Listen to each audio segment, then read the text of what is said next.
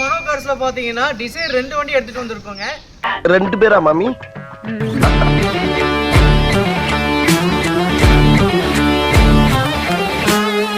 ஒன்னு பாத்தீங்கன்னா ஆட்டோமேட்டிக்ங்க 2017ங்க. இது பாத்தீங்கன்னா மேனுவல் 2016ங்க. இது ஓடிட்டு கிலோமீட்டர் பாத்தீங்கன்னா 59000 கம்பெனி சர்வீஸ். இது 77000 கம்பெனி சர்வீஸ். வாங்க தனித்தனியா பார்த்துடலாம். இந்த டிசைர் பாருங்க ஆட்டோமேட்டிக் TN23 வேலூர் நம்பருங்க. செகண்ட் ஓனர் கண்டிஷன்ல இருக்குங்க.